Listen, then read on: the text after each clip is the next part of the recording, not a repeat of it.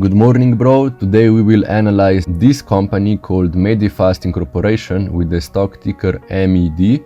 And the reason why we will analyze this company is because over the last 10 years they had an overall 93% of price return. But if you would buy this company each month, for example, you would get around 7% profit.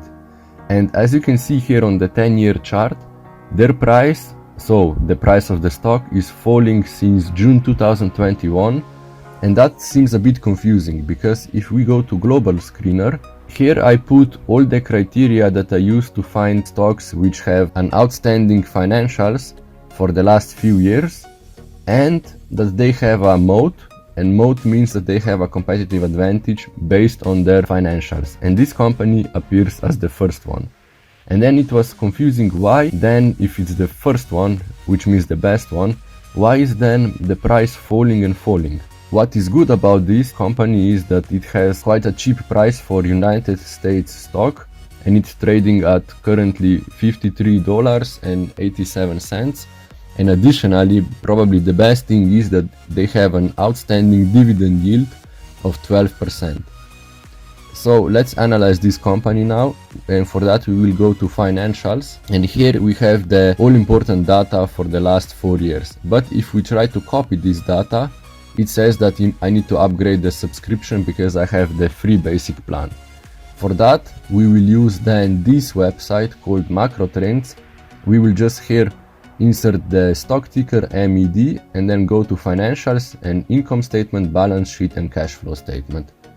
And based on that data, you will prepare your own Excel like this. And here I filtered the most important criteria or the most important data from the income statement, balance sheet and cash flow statement. And I filled it in so that you don't have to. And now let's analyze it, okay? So as you can see, the total revenue is growing through the years, which is a good thing. So we will put here a green flag. And we will analyze companies in that way that when I will see one criteria, let's say, I will decide if it's a good thing or bad thing, and if it's a good thing I will put the green flag, and it's a bad thing I will put the red flag, and then I will decide whether this company is a buy or sell, okay? And gross profit is similar to total revenue, so we will put here green flag as well because it's growing over the years. And here gross profit margin. Ideally you would want to have this more than 40%, sorry. And here you can see that they have around 70-75%, which is amazing, although it's falling in the last few years. And then operating income is quite similar to net income, so I just used net income, and as you can see it's growing over the years, except in the last year in the year 2022 it fell down a bit. So here we will put green flag as well. And the net income as well, because net income margin more than 20%. And gross profit margin you calculate by dividing gross profit with total revenue, and net income margin you calculate by dividing net income with total revenue. And then we have capital expenditure in comparison to net income, and as you can see it's falling drastically, so that's a bad thing. We would want this to be growing over the years. Overall income statement seems to be quite okay, so we will put here the color, put green, because it's still okay, you know.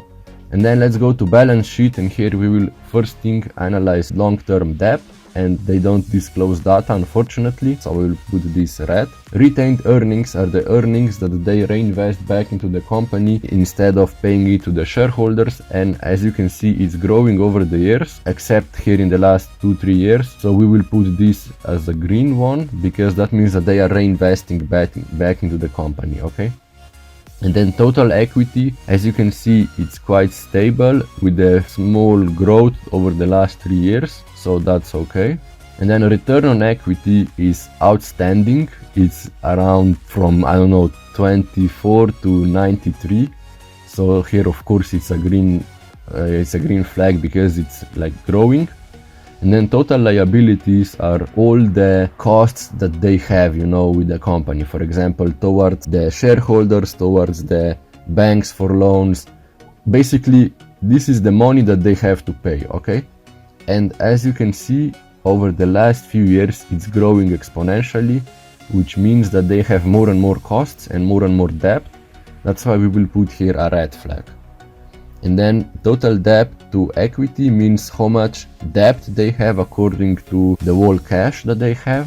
And as you can see, it's growing quite a lot. So in the last year it was, in the year 2022 it was 104%. So this is a massive red flag because they have more debt than they have cash. And now here we have 3 red flags and 3 green flags. So I will still put balance sheet as a red flag, of course.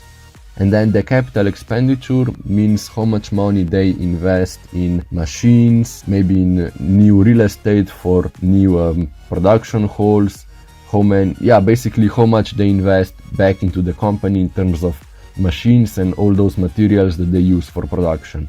And as you can see, it's growing a bit, especially in year 2021, but overall nothing special, so I will put here a red flag as well. Because we would want to be this growing over the years, not falling and then growing again, and it's a bit unclear, So we will put here in the cash flow statement red flag as well. And overall, I think that this company is a red flag. I would not buy it because, as you can see here in the stock market chart, wait, let me go back, the company overview. It's falling for some reason, we don't know what. And their financials are healthy. I don't know what they are doing and why the stock is falling constantly. Even though they have a nice dividend yield, I wouldn't buy this stock because it just seems that they have some issues. Maybe if you want, bro, let me know in the comments. I can organize a call with investor relations in this company and I can ask all of your questions. And mostly, why is their stock falling if they have perfect financials? Okay, not perfect, but probably the stock is falling because of the debt. Okay, now when I think about it, but still, bro, I wouldn't buy it because they are increasing their debt instead of lowering it. With that being said, bro, do the hard work and see you on top of the world.